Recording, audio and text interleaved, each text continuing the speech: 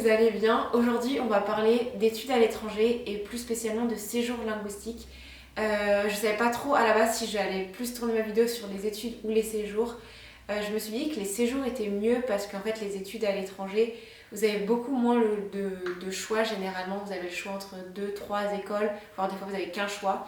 Donc voilà, certains conseils fonctionnent pour les deux, mais ça va être plutôt séjour linguistique. Donc je vais vous donner 5 critères à prendre en compte pour choisir votre destination de séjour linguistique si vous voulez apprendre une langue à l'étranger. Alors le premier élément qui est vraiment indispensable à prendre en compte, c'est le coût de la vie sur place. Alors, quand vous avez fait un devis pour un séjour linguistique, le prix peut varier entre deux endroits, mais ce qui est important à prendre, c'est vraiment le coût de la vie sur place. Parce que en fait, peut-être que dans une ville, je sais pas, vous partez entre New York et je sais pas, une ville à Malte, peut-être que New York sur le papier sera moins cher et que Malte sera beaucoup plus cher, mais par contre, New York est une ville qui reste beaucoup plus élevée au niveau de la nourriture, du logement, etc. Et au final, sur le moment, ça va être beaucoup plus cher. Donc il est très très important de prendre du coup le coût de la vie. Donc c'est important de prendre le coût des transports, de la nourriture, du logement, peut-être aussi au niveau des assurances et des couvertures santé parce que en fonction du pays dans lequel vous êtes, vous payez plus ou moins cher. Je me souviens plus du nom, mais il y a un site qui permet justement qui référence le coût de la vie et qui permet de comparer entre deux villes. Je me souviens plus exactement du nom, mais je vais vous mettre le nom ici pour que vous puissiez aller voir et le site en barre d'infos. D'ailleurs, dans le coût de la vie sur place, il y a aussi la possibilité de travailler. Si vous partez dans des pays de l'Union Européenne, vous avez souvent la possibilité de travailler sans avoir un visa particulier. Donc ça, c'est aussi à prendre en compte parce que voilà, si vous faites un petit peu d'argent de poche et que vous restez longtemps, voilà, ça c'est un truc à prendre en compte et ça vous rapportera aussi du coup un peu d'argent pour pouvoir vivre correctement sur place. La deuxième chose à prendre en compte si vous partez en séjour linguistique, c'est le taux de français dans l'école. Parce qu'en fait, les séjours linguistiques, c'est plein d'étrangers qui vont dans une école dans un pays pour apprendre la langue. Mais il y a beaucoup d'organismes où il y a un taux de français mais genre énorme. Je me souviens qu'avec EF, moi j'étais partie avec eux, il y avait mais je sais pas combien de français et au final en fait même si tu essayes d'aller plus vers des étrangers, des personnes qui parlent pas ta langue, tu te retrouves vite entre français et c'est le problème des séjours linguistiques, c'est que si un taux de français est trop élevé, tu vas vraiment pas progresser en anglais ou en espagnol ou dans n'importe quelle langue. Donc pense à demander et à regarder. Je sais que moi je suis partie aussi avec Gamma Study. Avec Gamma Study, c'est marqué sur le site le taux de pourcentage. Je conseille de choisir une école avec un taux inférieur à 5% si c'est possible. Voilà, ça permet de mieux progresser en anglais. Donc voilà, pensez à regarder le taux de français et sinon à demander. Ensuite, le troisième critère à prendre en compte, c'est le type de cours proposé. Quand on part en séjour linguistique, on pense souvent à apprendre une langue, mais en général, c'est des cours de langue assez généraux. On va apprendre la compréhension orale, compréhension écrite, expression orale. Mais il y a de plus en plus d'écoles linguistiques qui proposent des cours spécifiques, donc ça peut être du business, du marketing, de la vente, du commerce, je sais pas, il y a plein d'écoles qui proposent des cours du coup particuliers sur des thématiques. Et si vous êtes déjà en études sup ou que vous êtes professionnel, ça peut être intéressant de regarder le type de cours qui sont proposés pour vous spécialiser en anglais ou dans n'importe quelle langue dans le domaine que vous aimez.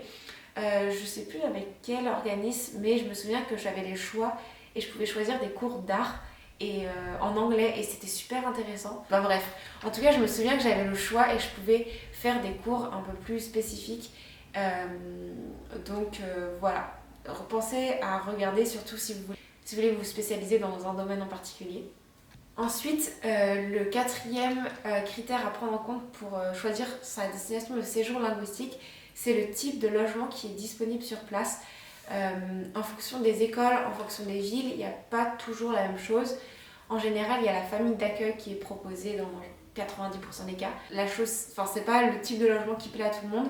Donc pensez à bien regarder s'il y a par exemple des résidences qui sont proposées ou même des fois il y a de plus en plus d'écoles et d'organismes de séjour linguistique qui proposent de prendre son logement à part tout seul, ou alors de prendre la résidence pendant genre un mois et après vous choisissez votre logement. Donc ça c'est plutôt cool. Moi je sais que j'ai testé la famille d'accueil et la résidence, et honnêtement moi j'ai une petite préférence quand même pour la résidence parce que sur place il y a plus de... Enfin on est beaucoup plus libre. Je me souviens que quand je suis partie en famille d'accueil j'avais 18 ans, donc j'aimais bien être... Enfin j'étais encore jeune, donc j'aimais bien être avec une famille d'accueil, c'était beaucoup plus simple, j'avais pas à faire mes repas, etc. Mais par contre quand je suis partie avec Gamma Study à Toronto à Dublin, j'étais dans une résidence et j'ai trouvé ça vraiment vraiment trop cool parce que j'ai une liberté totale sur place. C'est des résidences généralement qui sont faites pour les étudiants, donc en général il y a des grands espaces pour regarder la télé, pour faire du baby-food, pour cuisiner ensemble. Des fois il y a des petits déjeuners aussi qui est compris dans les résidences. Donc voilà, pensez à regarder le type de logement qui est proposé, ça influencera beaucoup beaucoup votre choix. Et aussi la distance à laquelle sont les résidences, si vous prenez la résidence. À Toronto, je me souviens que la résidence, elle était genre à 20 minutes en métro. Il y en avait une plus près qui était genre à 10 minutes à pied, que j'avais pas pris, mais voilà, pensez à regarder aussi la distance, parce qu'en fait, le problème aussi avec les familles d'accueil, c'est que souvent, elles sont beaucoup, beaucoup plus loin de l'école. Elles sont souvent réparpillées un peu partout dans la ville, en fait. Donc voilà, pensez à regarder les résidences, les familles d'accueil et le type de logement en général. Et ensuite, le dernier critère à prendre en compte pour choisir votre séjour linguistique, c'est bien sûr de bien choisir l'organisme et de regarder du coup les avis sur l'organisme global, mais aussi sur la destination. Je pense que si tu regardes cette vidéo, c'est que tu t'intéresses au séjour linguistique et que tu as peut-être regardé, commencé à faire des recherches, donc tu es sûrement tombé sur Kaplan, ESL, EF, enfin bref, il y en a plein. Pense à regarder vraiment les avis avant de réserver, c'est super important. Moi je suis partie avec EF à Bournemouth, alors c'était vraiment trop trop trop cool. Et en fait après pas mal de recul, je me suis rendu compte que c'était une bonne destination et qu'il y avait des bons avis sur cette destination là, mais que les avis sinon en général sur EF étaient genre catastrophiques. Et du coup après je suis partie à Gamma Study à Toronto et à Dublin, et je repars avec eux en septembre pendant une longue période. Je vous expliquerai ça plus tard. Mais c'était genre incroyable. Et en fait, en ayant comparé les deux, je me suis rendu compte que le suivi avec Gamma Study était quand même beaucoup plus important.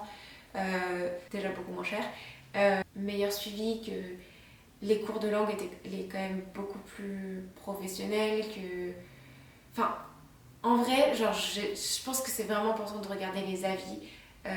Je vais pas vous dire partez avec cet organisme là plutôt qu'un autre, parce que voilà, genre choisissez ce que vous voulez. Je vous conseille d'aller voir mon blog pour trouver différents avis sur différents organismes, peut-être que ça vous aidera, mais franchement regardez. Et moi personnellement je suis partie avec EF il y a quelques années, je vous l'aurais recommandé parce que c'était un très bon séjour, mais en maintenant avec tous les avis qu'il y a, tous les mauvais avis qu'il y a, tout le suivi, je pense que c'est un organisme qui est un peu à éviter, surtout si vous partez longtemps ou si vous voulez vraiment progresser en langue et pas juste partir en voyage dans un autre pays. Donc voilà. Donc voilà, c'est la fin de cette vidéo. J'espère que cette vidéo vous aura un petit peu aidé dans votre recherche de séjour linguistique. N'hésitez pas du coup à regarder mon blog et à m'envoyer un message sur Insta si vous voulez plus d'infos ou des conseils un peu plus particuliers sur un séjour linguistique ou une destination ou je ne sais quoi. J'ai d'autres vidéos aussi sur le sujet sur cette chaîne, donc n'hésitez pas à les regarder. Donc merci d'avoir regardé cette vidéo et puis à bientôt.